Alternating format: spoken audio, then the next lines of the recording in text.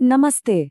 जरा सोचिए, गत्ते का एक मामूली सा टुकड़ा और एक स्मार्टफोन, क्या ये दोनों मिलकर सीखने का पूरा तरीका हमेशा के लिए बदल सकते हैं? आज हम एक ऐसी ही कहानी देखने वाले हैं जो सिर्फ देखने के बारे में नहीं है, बल्कि दुनिया को महसूस करने के एक बिल्कुल नए तरीके के बारे में है। तो चलिए कहानी शुरू करते हैं एक ऐसी जगह से जिसे हम सब अच्छी तरह पहचानते हैं। एक क्लासरूम। वही शोर, वही भीड़, रोज की वही रूटीन। एक ऐसी दुनिया जो चार दीवारों में सिमटी हुई है। तो सवाल यही उठता है ना, कि आखिर कैसे गत्ते का एक मामूली सा डिब्बा और एक फोन सीखने के इस पूरे सिस्टम को बदल सकता है। चलिए इसी पहेली को सुलझाते हैं। तो हमारी कहानी का पहला चैप्टर शुरू होता है जहां क्लासरूम की दीवारें जैसे धुंधली होने लगती हैं और एक बिल्कुल नई दुनिया सामने आती है। अब जरा स्टूडेंट्स के बारे में सोचिए। उनके चेहरों पर एक्साइटमेंट भी है और थोड़ा शक भी।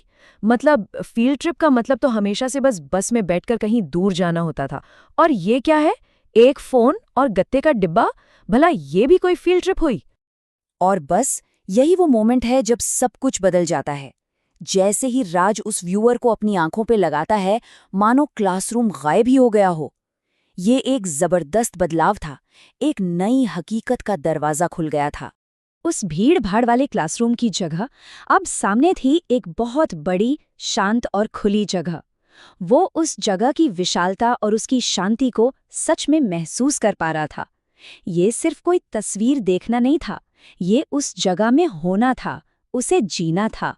लेकिन रुकिए, ये एक्सपीरियंस सिर्फ अकेले घूमने फिरने का नहीं है। असली जादू, सीखने का असली जादू तो अब शुरू होता है। ये एक शेयर्ड, एक गाइडेड जर्नी है। अचानक राज को अपनी नजरों के सामने एक तीर दिखाई देता है। नहीं, ये कोई गेम नहीं है, ये एक गाइड है। ये उसे बता रहा है कि देखो, यहाँ देखो। उसका ध्यान उन बारीक डिटेल्स पर खींच रहा है जिन पर शायद उसकी नजर जाती ही नहीं। इस टेक्निक को कहते हैं गाइडेड डिस्कवरी। और इसकी सबसे मजेदार बात पता है क्या है? टीचर जो देख रहे हैं वही सबको दिख रहा है। मतलब पूरी क्लास बिना एक शब्द कहे एक साथ एक ही चीज पर फोकस कर रही है। सबके सब जैसे एक अनदेखे धागे से जुड़ गए हैं। तो प्रोसेस बड़ा सिंपल है। स्टेप 1, नज़र को एक खास जगह पे गाइड किया जाता है। स्टेप 2, ज़रूरी डिटेल सामने आती है। और स्टेप 3, पूरी क्लास का फोकस एक जगह पर आ जाता है, जिससे एक शेयर्ड अंडरस्टैंडिंग बनती है। अच्छा, तो टीचर के गाइडेंस से आगे बढ़ते हैं और अब बात करते हैं स्टूडेंट की अपनी डिस्कवरी की। क्योंकि ये सिर्फ क्या देखना है इसके बारे में नहीं है, बल्कि ये कैसे देखना है ये सीखने के बारे में है। अब सीन बदलता है और इस बार राज कोई जल्दबाजी नहीं करता। वो बस चुपचाप खड़ा है और पानी की हल्की लहरों को बार बार देख रहा है।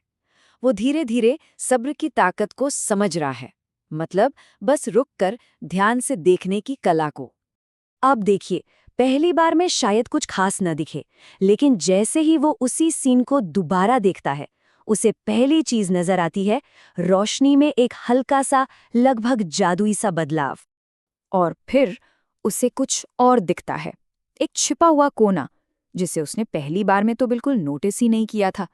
देख रहे हैं डिटेल्स धीरे धीरे कैसे सामने आ रही हैं। और आखिर में सबसे बड़ा रियलाइजेशन, उसे उस जगह के स्केल का, उसकी विशालता का एहसास होता है। एक ऐसी फीलिंग जो किताबों की चपटी तस्वीरें कभी कभी भी नहीं दे सकती।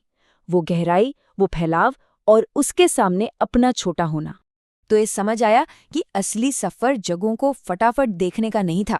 असली सीख तो ये थी कि ध्यान से, सब्र के साथ देखा कैसे जाता है। लेकिन सवाल ये है कि इस वर्चुअल ट्रिप का क्या होता है जब आप वापस असल दुनिया में लौटते हैं? ये हमारे पुराने ट्रेडिशनल तरीकों पर क्या असर डालती है? जैसे ही राज व्यूअर हटाता है, क्लासरूम वापस आ जाता है। पर अब कुछ बदल चुका है। वही कमरा अब उसे पहले से छोटा लग रहा है, बंधा हुआ सा महसूस हो रहा है। दुनिया को देखने का उसका पैमाना ही बदल गया है। तो ये एक बड़ा इंटरेस्टिंग सवाल है ना, कि एक वर्चुअल एक्सपीरियंस किसी की टेक्स्ट बुक जैसी एक फिजिकल चीज को देखने का नजरिया कैसे बदल सकता है। देखिए, पहले टेक्स्ट बुक की तस्वीर उसके लिए बस एक फ्लैट पिक्चर थी, लेकिन अब उसका दिमाग उस खाली जगह को खुद भर रहा है। वो उस पत्थर की इमारत की ऊंचाई, उसकी दूरी और वहां की शांति को इमेजिन कर सकता है। क्यों? क्योंकि उसने उसे सिर्फ देखा नहीं, महसूस किया है। और ये बदलाव सिर्फ सोच तक ही नहीं रुका, ये काम करने के तरीके में भी दिखाई देता है। पहले पढ़ाई का मतलब था नोट्स कॉपी करना, एक पैसिव काम। पर अब राज एक्टिवली आइडियाज को स्केच कर रहा है, एरोज बना रहा है और ये सोच रहा है कि अगर उसे किसी को गाइड करना हो तो वो उनका ध्यान कहाँ खींचेगा। मतलब वो सिर्फ एक इन्फॉर्मेशन कंज्यूमर नहीं रहा, अब वो एक क्रिएटर बन गया है। और यही हमें एक नए आइडिया तक लाता है, एक्सपेंडेबल लर्निंग। मतलब एक ऐसा नज़रिया जहां सीखना किसी कमरे या किताब के पन्ने तक सीमित नहीं है। इसे आगे बढ़ाती है हमारी अपनी जिज्ञासा और ध्यान से देखने की काबिलियत।